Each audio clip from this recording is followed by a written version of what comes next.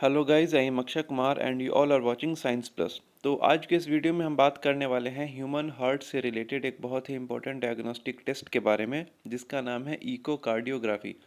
ये एक बहुत ही इंपॉर्टेंट एग्जामिनेशन है हमारे हार्ट का, जो कि आजकल ज़्यादातर डॉक्टर्स प्रिस्क्राइब करते हैं पेशेंट्स को। तो आज हम इसी डायग्नोस्टिक टेस्ट के बारे में जानेंगे एक बहुत ही ईजी और सिंपल लैंग्वेज में कि इकोकार्डियोग्राफी क्या होता है, इसमें क्या क्या पता चलता है और हम कब कब पेशेंट्स को इकोकार्डियोग्राफी कराने के लिए कहते हैं। ठीक है। तो सबसे पहले जैसे कि आप सब जानते हैं कि हार्ट का काम क्या होता है। हार्ट का काम होता है ब्लड को पंप करना।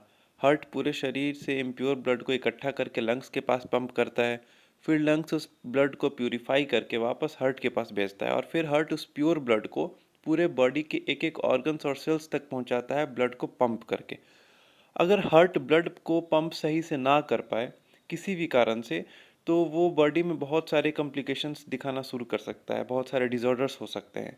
तो जब कभी भी हमें ऐसा लगता है कि पेशेंट के हार्ट से ब्लड पंप होने में कुछ भी परेशानी आ रही है या फिर हार्ट एक सही अमाउंट में ब्लड को पंप नहीं कर पा रहा है पूरे बॉडी में, तब हम पेशेंट का इकोकार्डियोग्राफी करवाते हैं। आप सभी ने अल्ट्रासाउंड या अल्ट्रासोनोग्राफी का नाम ज़रूर सुना होगा, जो कि एब्डोमेन रीजन का होता है। एब्डोमेन में किसी भी तरह की कुछ परेशानी आने पर डॉक्टर्स अल्ट्रासोनोग्राफी करवाते हैं एब्डोमेन का। तो बिल्कुल उसी तरह हार्ट की अल्ट्रासोनोग्राफी को हम इकोकार्डियोग्राफी कहते हैं। ठीक है। ये भी बिल्कुल उसी प्रिंसिपल पे काम करता है जिस प्रिंसिपल पे अल्ट्रासोनोग्राफी काम करता है। इसके मदद से हमें एक विजुअल आइडिया मिलता है, जिससे हम पेशेंट्स का ट्रीटमेंट ज़्यादा सटीक कर सकते हैं। इकोकार्डियोग्राफी के थ्रू हम पेशेंट्स का मेनली तीन चीज़ एग्जामिन करते हैं: वाल्व, वेलोसिटी एंड वॉल्यूम। अब इन तीनों को समझते हैं ये क्या है। सबसे पहला वाल्व। वाल्व को सिंपल लैंग्वेज में समझें अगर, तो ये एक दरवाजा है हार्ट में, जो कि ब्लड को उल्टा फ्लो होने से रोकता है। यानी कि अगर ब्लड लेफ्ट एट्रियम से लेफ्ट वेंट्रिकल में फ्लो हो रहा है, तो वाल्व इस ब्लड को उल्टा वेंट्रिकल से एट्रियम में नहीं आने देगा। ये ब्लड के उल्टा फ्लो होने को रोकता है। पर अगर वाल्व में कोई प्रॉब्लम आ जाए, किसी भी तरह का प्रॉब्लम आ जाए जिसके कारण ब्लड का बैक फ्लो होने लगे, ब्लड उल्टा फ्लो होने लगे हार्ट में, तो ये बहुत ही सीरियस डिसऑर्डर को जन्म दे सकता है। और इसका पता इकोकार्डियोग्राफी से ही चलता है। वाल्व के स्थिति को पता करने का कोई दूसरा तरीका नहीं है। वाल्व के अलावा अगला है वेलोसिटी। यहाँ पे वेलोसिटी मीन्स ब्लड के वेलोसिटी का बात हो रहा है। ब्लड का एक फिक्स्ड स्पीड है, एक फिक्स्ड वेलोसिटी है, जिससे कि वो फ्लो करता है हार्ट से पंप होते समय या हार्ट से पंप होने के बाद।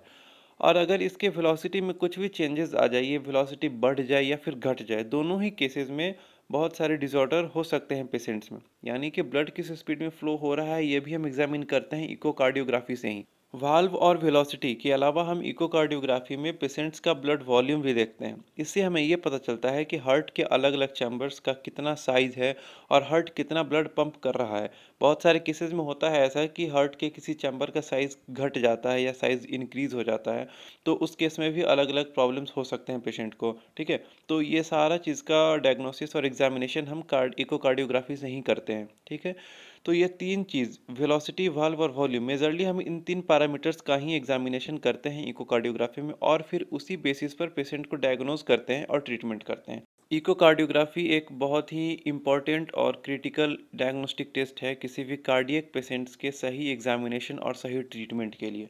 वैसे तो इकोकार्डियोग्राफी एक बहुत ही बड़ा टॉपिक है, इस पर और भी डिटेल्ड में बताया जा सकता है, पर इस वीडियो में मैंने बहुत शॉर्ट में एक सिंपल लैंग्वेज में एक आपको बताया है कि इकोकार्डियोग्राफी बेसिकली क्या होता है, इसमें हम बेसिकली क्या देखते हैं। ठीक है।